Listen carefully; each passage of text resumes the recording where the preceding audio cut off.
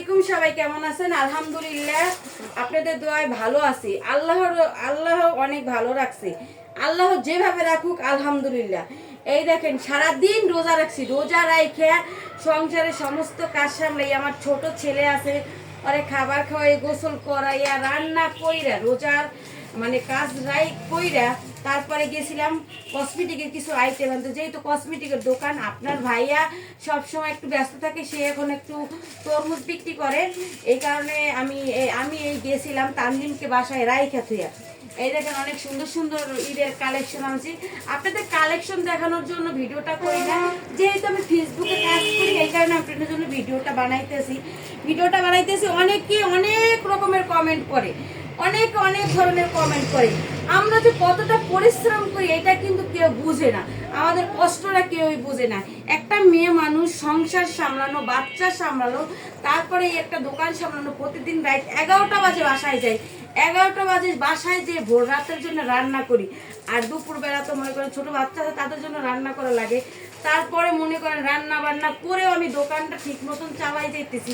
অনেকে হিংসা করে আমার কাজ দেখি, হিংসা করে। আর নিজেদের মানুষগুলো কাজের উৎসাহ দেবে কি? তারা যদি দেখে একটু ভালো আছি, তারা এত পরিমাণে হিংসা করে, তার ধারণার বাইরে। নিজেদের মানুষগুলো খুবই খারাপ থাকে, কোনোদিন পর মানুষের ক্ষতি করে না। যারা আপনার পরিচিত কাছের মানুষ, তারাই আপনার ক্ষতি করে সব সময়। দেখবেন অপরিচিত মানুষ কখনো আপনার ক্ষতি করবে না। এখানে পরিশ্রম করতেছি একটু ভালো থাকার জন্য।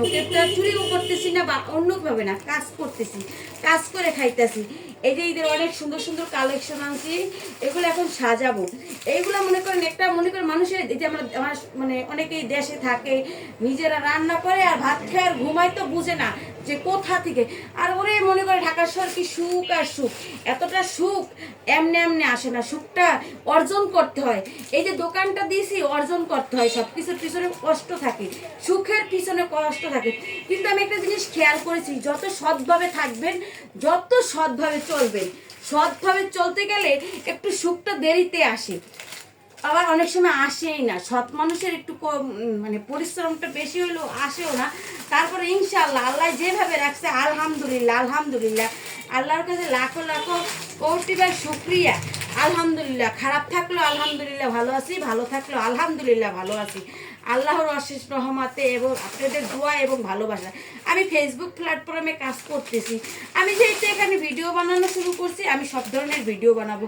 এখন অনেক জিনিস নিয়ে হিংসা করবে। একটা জিনিস কি, হিংসা করালে কখনো মানে ভালো হইতে পারে না।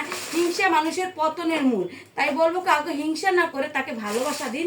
হিংসা করলে আমি অনেক মানুষের সাথে কথা বলা নিজ থেকে বন্ধ করে দিয়েছি, কেননা তারা কখনো আমার ভালো চায় না। আমি এটা বুঝে গিয়েছি, কেননা খারাপ সময় না আসলে আমি বুঝতাম না কখনো যে তারা আমার প্রাকৃতিক বন্ধু। তোমরা যে আমার খারাপ চাও সেটা আমি বুঝে গেছি। কোনো সমস্যায় তোমাদের সাথে অলরেডি আমি কথা বলা বন্ধ করেছি, আর কথা বলতে চাইও না।